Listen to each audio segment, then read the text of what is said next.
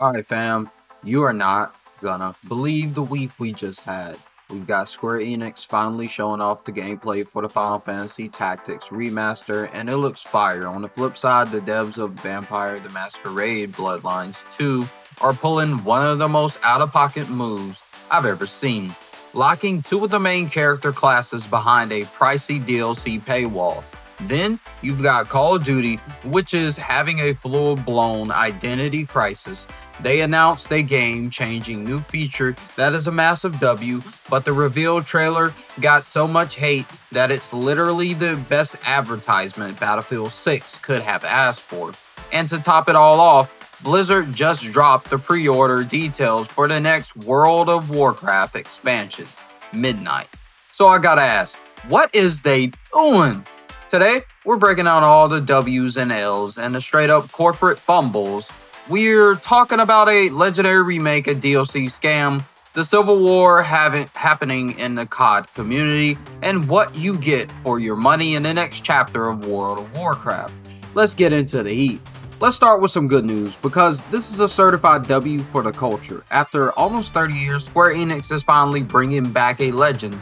They just dropped new gameplay footage for Final Fantasy Tactics, the Ivalice Chronicles, and no cap, it looks like they're doing it right.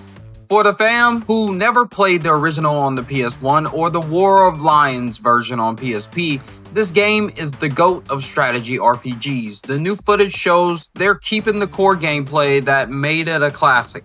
You've got your squad of soldiers on a grid-based map, and it's all about tactical positioning and using your skills to get the drop on the enemy. They even showed a clip of the main character, Ramza, pushing a dude off a roof so another character could light him up with a bow from high ground. That's the kind of big brain gameplay we love to see. The best part? They confirmed the return of deep, immersive job system. This is the heart and soul of Final Fantasy Tactics. As you level up your characters, you unlock new jobs, which gives them access to new gear and powerful abilities. The new trailer showed a character switching from a mystic to a time mage and dropping a whole meteor spell on the enemy squad. This system is what gives the game its insane replayability, and seeing it back in all its glory is a huge W. And for the OG squad, who's returning to Ivalice, they're adding some new heat for us too. The game's director confirmed that the remaster will have more dialogue than the original, especially for the special characters, and they've updated the script to go along with the new voice acting. It's a faithful remake that respects the original while adding some modern quality of life improvements. The game drops on September 30th, and I'm hyped for it. Alright, from a company that's respecting a classic to one that's spitting in the face of its fans, let's talk about Vampire the Masquerade Bloodlines 2. Fam, we have waited over 20 years for the sequel. The original is a cult classic, a masterpiece of RPG storytelling. After years of development hell, multiple delays, and even switching developers, the game is finally set to release on October 21st. And what does the publisher Paradox Interactive do to celebrate? They announced that they're locking 2 of the 6 playable clans behind a DLC paywall.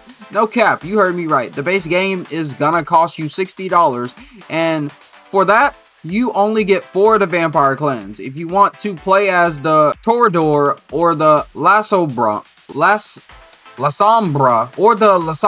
clans, you have to shell out an extra $22 for the Shadows and Silk DLC, or you could just buy the $90 premium edition. This is out of pocket on a legendary scale.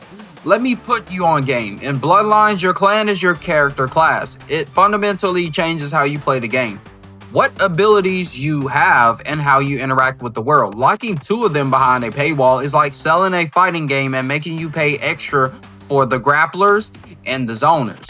It's a core part of the experience that they've carved out just to squeeze more money out of us. It's a screen door on a submarine, a completely useless and insulting decision.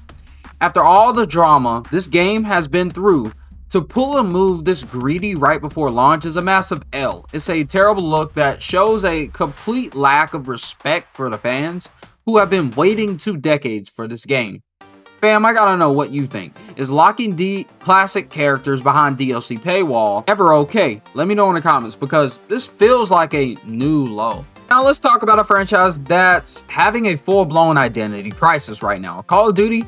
This week, we saw the best of COD and the absolute worst of COD all at the same time.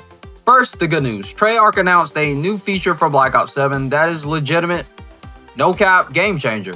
They're adding weapon loadout codes. This is a massive quality of life W. Instead of having to manually tell your friends every single attachment, perk, and piece of equipment you're running, you can just generate a code for your build and send it to them. They pop in that code and boom, they've got your exact loadout. It's a simple, brilliant idea that makes sharing the meta with your squad super easy, and the community is rightfully praising it. But then, there's the bad news. The official reveal trailer for Black Ops 7 that dropped during Gamescom opening night live is getting absolutely cooked online. The video is getting ratioed with dislikes, and the comment section is a war zone. One of the top comments with nearly 40,000 likes just says, "This actually made me pre-order Battlefield 6.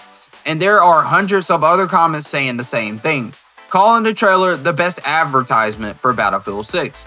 It's the same story we've been seeing for years. A huge part of the community is burnt out on the futuristic, over-the-top, unrealistic cosmetics and gameplay. People are begging for a more grounded, gritty shooter, and this trailer was more of the same stuff that pushed them away from Black Ops 6. And with Battlefield 6 looking like a true return to form, it seems like a lot of players are ready to jump ship. So you've got Treyarch implementing a great player-friendly feature on one hand, and Activision marketing pushing an image that the community is actively rejecting on the other. It's a civil war, fam, and it's gonna be wild to see who wins this fall. Yo, real talk, before we get to the next segment, I gotta show some love to the community. You guys are the reason I keep doing this, no cap. And if you want to support the channel and help me keep making these videos, consider joining the SeemlyTuber Media Squad for as little as $5 a month.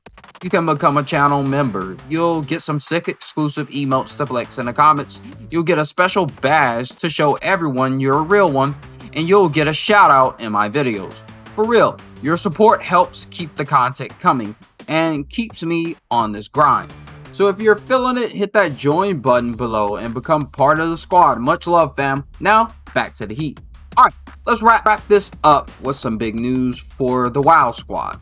Blizzard officially pulled back the curtains on World of Warcraft Midnight, the second expansion in the World Soul saga. And pre-orders are live right now, so let's break it down what you get for your money. Base edition for $50. This gets you the Midnight expansion plus all the previous expansions, including the War Within. You also get enhanced level 8 character boost, early access to the new player housing feature, and 500 traders tender for the trading post. Heroic edition for $70. You get everything from the base edition plus the Lightwing Dragonhawk flying mount, the Lights Rider Alignment transmog set, and an extra 500 traders tender for a total of 500. A total of 1,000. I mean, my bad. Epic edition for $90. This is the big one. You'll get all the heroic edition goodies plus a bunch of void themed stuff to go with your light themed stuff. That includes the Void Wing Dragonhawk and Void Light Surger mounts, the Void Strider Alignment transmog, 2 pet Hope Flutter and Doom feathers, and another 1,000 traders tender for a total of 2,000. You also get a ton of decorations for your player house, automatic access to the Midnight Beta, 3 days of early access to the expansion before it launches, and 30 days of game time. If you pre-order, you get all the cosmetic stuff and the character boost right away, so you can start flexing on the Famine or Grimmer or Stormwind immediately. The housing decoration will unlock when the early access for the feature goes live. It's a pretty standard setup for a WoW expansion, but the light versus void theme for the cosmetics is pretty fire. So, there it is, fam. Final Fantasy Tactics Remaster is looking like a certified classic. Bloodlines 2 is trying to scam us before it's even out. Call of Duty is fighting a war within itself, and the next chapter of World of Warcraft is on the horizon. With a week of highs and lows, but that's my take. I want to know what you think. Are you hyped for Final Fantasy Tactics? Are you skipping Bloodlines 2 because of the DLC? Which side are you on in the COD versus Battlefield war? Drop a comment below, hit that like button if you learned something, and sub to the channel so you don't miss the next deep dive. And you already know, hit me on Twitter and join the squad. Much love, fam. I'm out.